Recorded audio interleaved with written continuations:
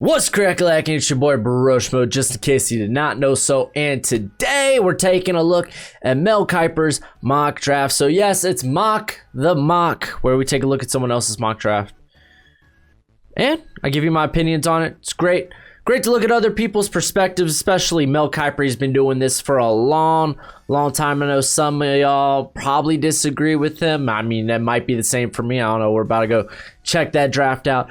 But I mean, again, he kind of got me into the draft, mock drafts and such. So him, Todd McShay, two guys I really enjoy just watching and listening to. But go ahead, become a bro and subscribe. Leave that thumbs up if you enjoy the content. Go ahead, leave a comment in the comment section below and enjoy and indulge and just soak up that nice football discourse. And let's just go ahead. Let's do the dang thing. I was messing with my headphone for a second. All right, let's go take a look at this. Trevor Lawrence going to the Jags. You could probably just write that in pen, man. Cement that in. It's gonna happen. Then he has Atlanta making a move, trading with the Jets. Him and Todd, they've been really big on. Well, I guess not Todd recently, but they've been big advocates of keep Sam Darnold, and I just can't get behind that. Right, like. I just think financially it's better to bring in a quarterback on a rookie deal opposed to keep Sam Darnold then have to pay him the following season, whether it's a fifth-year tender or just an extension altogether. I just think it's better to be able to have that financial freedom to bring in talent to the team, but that's just me. But he has Atlanta moving up. Trading, this is what I love about because Mel Kiper don't usually do trades in mock drafts, right? And this is what I love about it. Atlanta moves up 2 spots. It's going to have to send the Jets the number 4 pick. Likely it's second picks this year and more picks, just more picks. He doesn't really delve into the nitty gritty of the trades, nor do I really care about that. I just care about the team trading up. Why are they trading up for who? Stuff like that. But I get it. Some people are like, well, it doesn't matter what they trade for. Of course it does. But I mean, this is a mock. We're just kind of looking at different possibilities. So Atlanta, they move up to get, who'd they get? Zach Wilson? Yeah, they get Zach Wilson, dude. Yeah. He talks about this is a chance for them to reboot. I mean, I don't disagree. I'm just surprises me Atlanta trades up. I think you'd be kind of content at that 4th spot. I mean, if they think Zach Wilson's that much better than Trey Lance or Justin Fields, then okay, go for it. Why not? If you're gonna trade up for any position, it better be the quarterback position. So I don't disagree too much. I think it's interesting. It's intriguing. Then he's got my Miami Dolphins going Devontae Smith. Didn't Devontae come out and say, hey, Mac Jones, I enjoyed playing with Mac Jones more than I did Tua. That might be getting overblown. I mean, they only really had few, like what? Tua had like a season and a half and a season and some change. And while Mac Jones had like kind of a season and some change.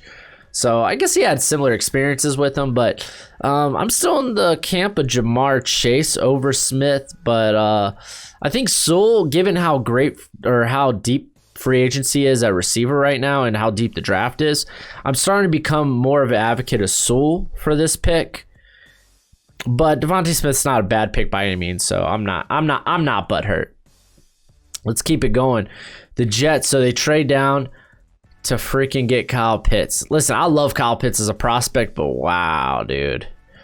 A tight end. Did they extend Ryan Griffin? They still have Chris Herdon. They're like, I mean, if you don't see Kyle Pitts as a tight end and more of a receiver, I feel like Denzel Mims, you need to add some speed to the outside then. Breeland's a free agent.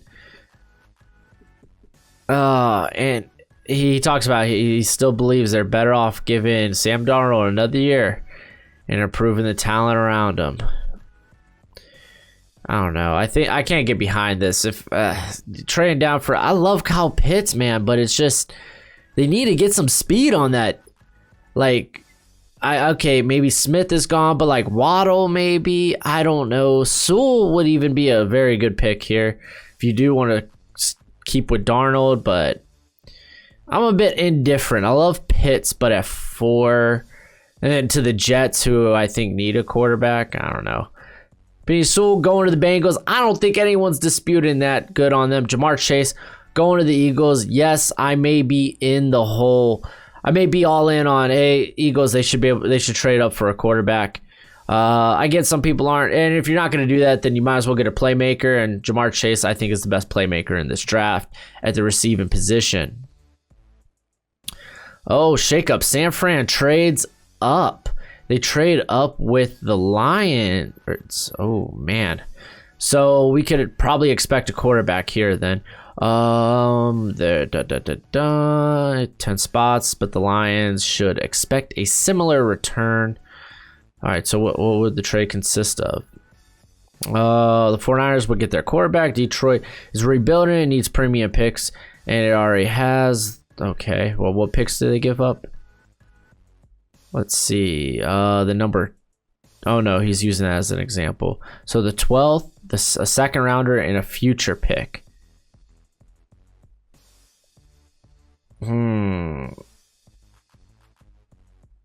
Wow, okay.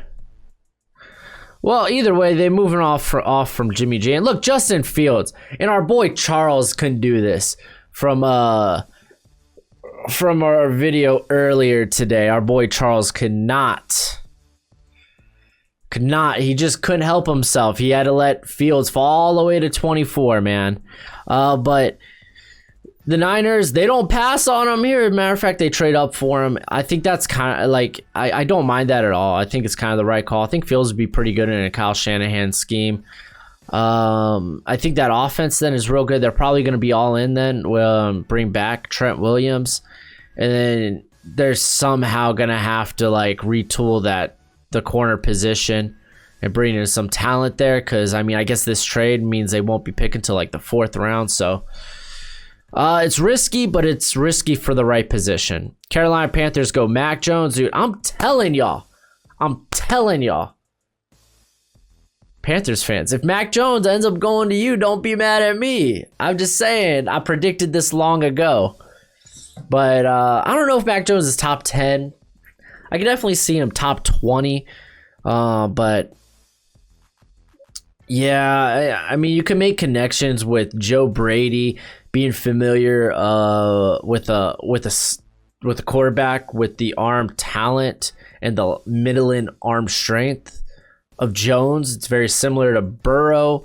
I mean, they are different in some regards, but if you're trying to connect dots that probably shouldn't be connected, I could see people trying to do that here. But yeah, Mac Jones, man, he is taken off the board before Trey Lance, interestingly enough. And then the Patriots, they snagged so they're trading up. Hey, the Patriots need to make a move at quarterback some way, somehow, man. Some way, somehow. So in this trade, the Broncos get the 15th, the 2nd pick, and 2022 pick. And here he wouldn't be shocked if the Patriots gave up their 1st rounder next year. All right. So either way, they're trading up for, oh, this is a good picture. This might be the thumbnail right here. This might be the thumbnail. Throw a little Mel Kiper in the corner or something. Okay. But they grabbed Trey Lance. I think it's the right move. I mean, they could bring in somebody like Ryan Fitzpatrick, Andy Dalton, even if they throw Jimmy G here, if he gets released, which, I mean, if they Niners bring in Fields, I imagine Jimmy G is released. So, yeah, the Patriots need to figure out their quarterback position, their quarterback position for the future. And then the Dallas Cowboys go Patrick Surtain over Caleb Farley. I find a bit interesting. Listen, I'm a big advocate for, hey, having 3 consecutive years of just elite production in the SEC should mean something, which Surtain has. And I said this about Cameron Dantzler as well. And look at Cameron Dantzler. He looks like a solid corner after the first half of the season, Like, it looks like he's got a bright future there in Minnesota.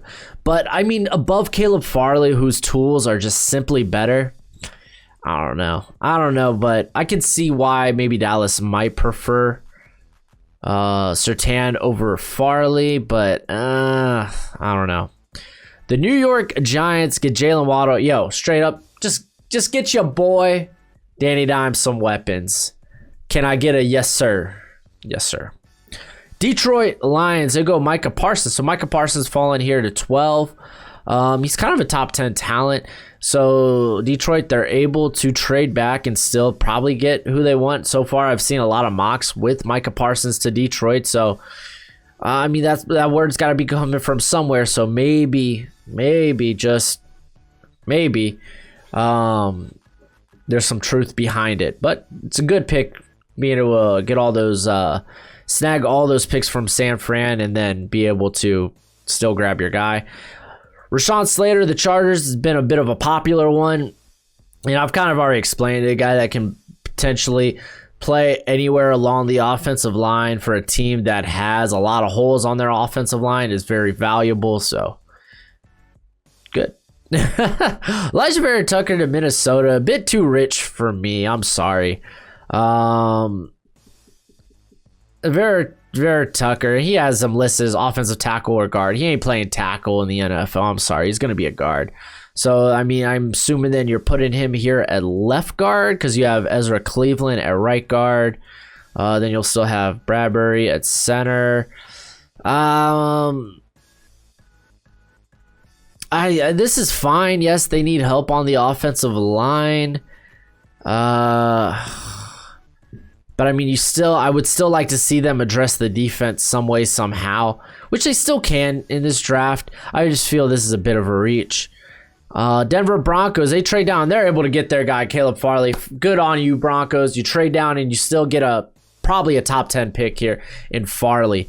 The Arizona Cardinals take J.C. Horn. I've been mentioning this as a very popular mock among people. Some would say it's kind of a cop-out, too. It's kind of a lazy mock. If you don't know what to give the Cardinals, then hey, J.C. Horn, he kind of fits their scheme. It's a solid scheme fit. He's kind of like a top 20 prospect at corner. He's the probably first round corner in this draft.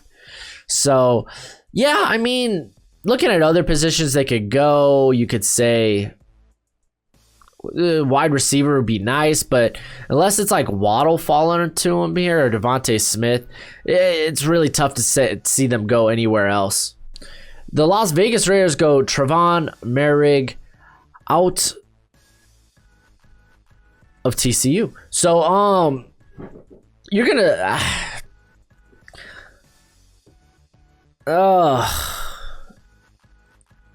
yeah, okay. So Mel makes a good point here. He talks about how Abram is a box safety. He is. The dude can't play deep. He just can't.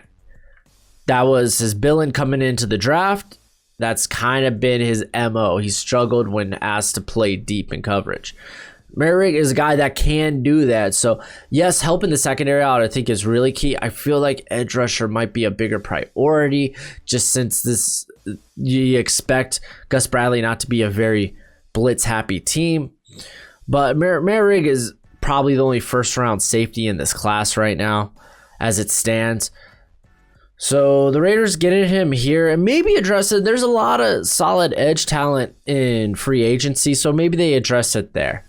The Miami Dolphins go Jeremiah Owusu-Koramoah. I'm okay with this. I've mocked this myself. I could see him doing a variety of different things for the Dolphins, whether it's take on the Patrick Chung role, which is currently Brandon Jones's role. He could slide in the slot at times, or you could just have him play linebacker or box safety. So it's a nice chess piece for a guy like Brian Flores, who I expect could probably utilize him well and almost immediately. So, yeah, I like this pick. I agree with you, Mel. Christian Darrisaw going to the Washington football team. Darrisaw got a top 15 grade on, so him making it here is pretty solid.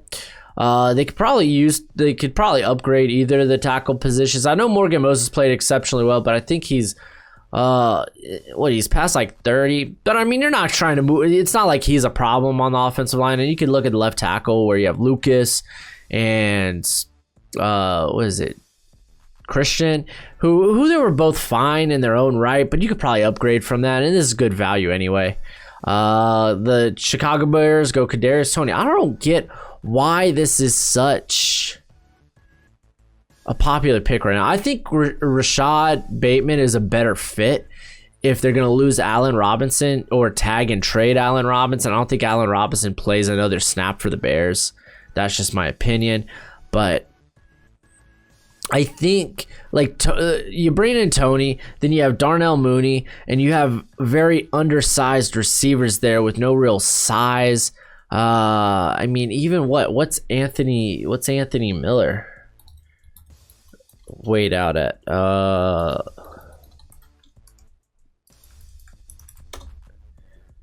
right, he's 5'11", man. I think bringing a guy like Bateman at least gives you a little size there on the outside. So yeah, I guess we'll see. I love Toney as a prospect. I just don't see the fit. And I mean, the NFL is just not high on Rashad Bateman, apparently. I don't see him going in many first-round mocks on ESPN or on NFL.com, which is puzzling to me. Greg Russo go to the Colts. I think edge rusher is low-key one of their most, I guess, one of their biggest holes on the team. And look, here's that rumor I was talking about in my other mock video about Quentin Nelson kicking to the outside. I'm just saying, look for it. Look for it. Tennessee Titans go Jalen Phillips. Yes, the concussions are a concern. Here at 22, though, I think you're willing to kind of risk that more so than in the top 15. But I mean, he does have that type of talent. That's the thing. He does have that type of upside, whether it's even physically and athletically. Like, the dude's stupid strong, but he gets off the blocks quick. So the concussions are going to make it hard for him to project him. Kwity Paye, though, my top edge rusher, going here to the Jets. I think that's solid, man. I mean, I think this is the right defense, man. Saleh is going to be like, yes, please. Oh man, what a steal here at Kwity Paye. I think Kwity Paye could go a lot earlier than this, but it'll be interesting to see where he drops. Landon Dickerson, man. Here for the Steelers. I like Dickerson better in the second round. Also, knowing that he might not play, probably won't play like the first half of the season because the ACL injury happened so late. Might not even play this season. So it's not like you're getting an immediate replacement for Pouncey. But I mean, I don't know if Dickerson will be around for the Steelers' second pick. And I mean, if they can't go quarterback here, I mean, the Steelers could do a variety of different things. It'll be interesting, to say the least. It'll be, especially after the offseason commences, it'll be a little bit easier to tell what they might do. Christian Barmore to the Jags. I either see this be Trevon Merrick or Barmore, and you know what? Those are two great options. Cleveland Browns, they get Xavier Collins. I think, Nick, if you're looking at him, which I don't think Mel is. Mel's looking at him as an offensive or as a linebacker / defensive DN, so edge rusher. Then yeah, that's fine. If you're looking for a more traditional linebacker or looking for a guy that can actually go and play linebacker, I think Nick Bolton's the pick. Xavier Collins, while at 260 has a very, very intriguing skill set, you are gonna have to look for a role for him. So I don't know if necessarily like hand in the dirt type of pass rusher is his calling card. So I don't know, man. It'll be interesting to see how that goes. So like the more I look at it, the more I'm kind of getting I'm off Xavier Collins as a fit for the Browns. But Baltimore Ravens, Terrace Marshall. I'm just against the Ravens going receiver here. I think edge. I think tackle. I think you could even make a case for safety. or maybe even linebacker. I don't know. I think there's just other places you can go. I don't think receiver is as big as the need as people make it out to be.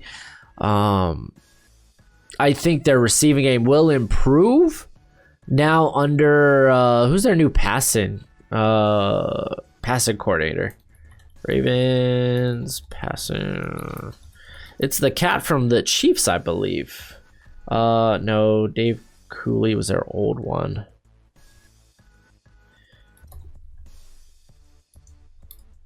Yeah, because he's with the Texans now. Here we go. Here we go. Here we go.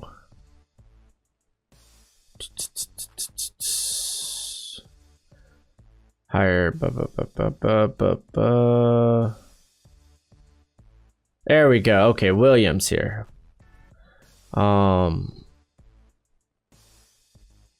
Keith Williams.